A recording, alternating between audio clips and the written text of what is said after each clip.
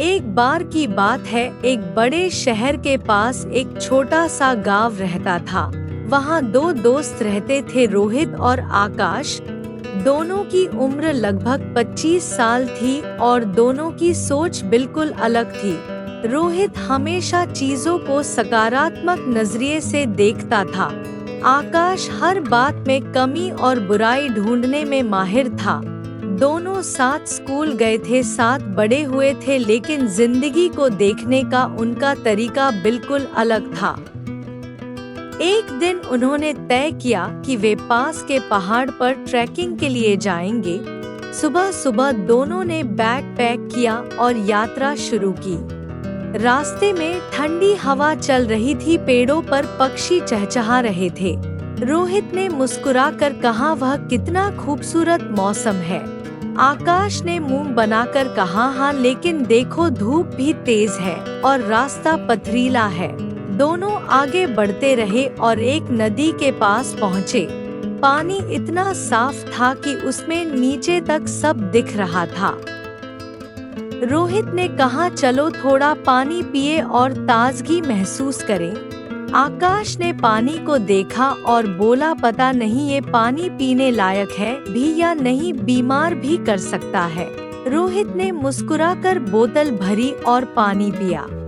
आगे चलते चलते उन्हें एक खेत मिला जहां एक बूढ़ा किसान काम कर रहा था। रोहित ने कहा, कितना अच्छा है कि इतनी उम्र में भी ये मेहनत कर रहे हैं। आकाश ने कहा, बेचारे को देखो कितनी खराब जिंदगी है, बूढ़ा हो गया फिर भी आराम नहीं। दोनों किसान से बात करने रुक गए। किसान ने उन्हें ताजे फल दिए।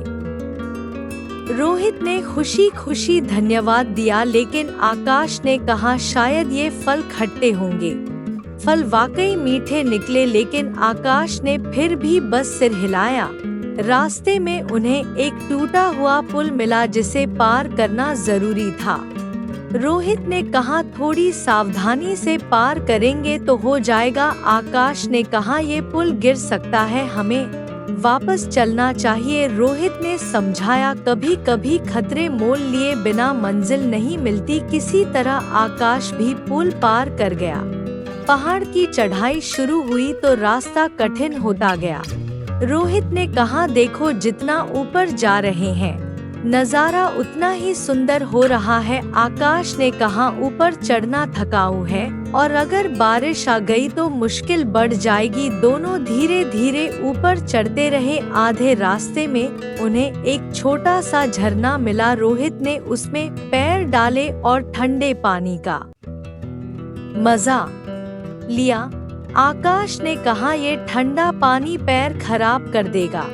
थोड़ी देर आराम करने के बाद वे फिर आगे बढ़े।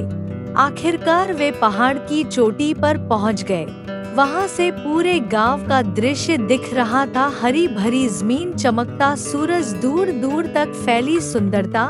रोहित ने कहा, वाह, यह नजारा तो जिंदगी भर याद रहेगा।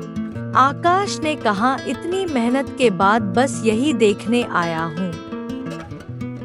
रोहित हंस पड़ा और बोला, यही फर्क है हमारे नजरिए में। उसने समझाया, तुम हर चीज में कमी ढूंढते हो, मैं अच्छाई। आकाश ने चुपचाप चारों ओर देखा।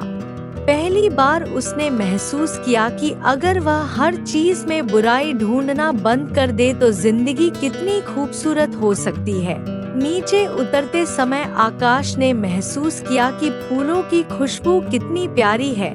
उसने किसान के खेत को देखा और सोचा, यह मेहनत तो गर्व की बात है। रास्ते में नदी आई तो उसने भी पानी पिया और कहा, वाह, कितना मीठा है। रोहित ने मुस्कुराकर कहा, देखा, नजरिया बदलते ही दुनिया बदल जाती है। गांव लौटकर आकाश ने ठान लिया कि अब वह हर चीज में अच्छाई देखने की कोशिश करेगा। उसने अपने काम में मेहनत करना शुरू किया, लोगों की मदद करने लगा।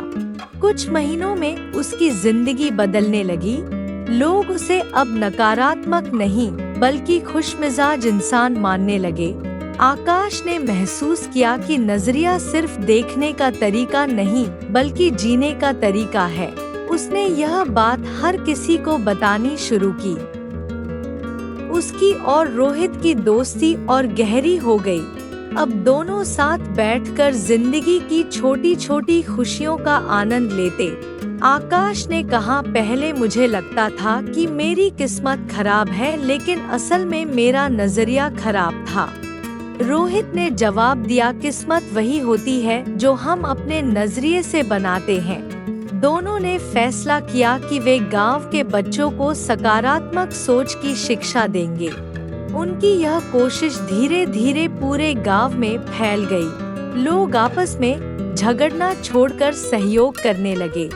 किसान मेहनत को गर्व मानने लगे, व्यापारी ईमानदारी से काम करने लगे। आकाश को महसूस हुआ कि नजरिया सिर्फ इंसान की जिंदगी नहीं बदलता, समाज को भी बदल सकता है। अब जब भी कोई परेशानी आती वह कहता, यह एक चुनौती है, मौका है कुछ सीखने का। धीरे धीरे वह पूरे गांव का सबसे प्रेरणादायक व्यक्ति बन गया। उसने अपनी कहानी लिखकर अखबार में छपवाई। लोग दूर दूर से उससे मिलने और सीखने आने लगे। आकाश ने हमेशा रोहित का धन्यवाद किया, क्योंकि उसने ही उसे सिखाया था, दुनिया जैसी है वैसी नहीं दिखती, वैसी दिखती है जैसे हम देखते हैं।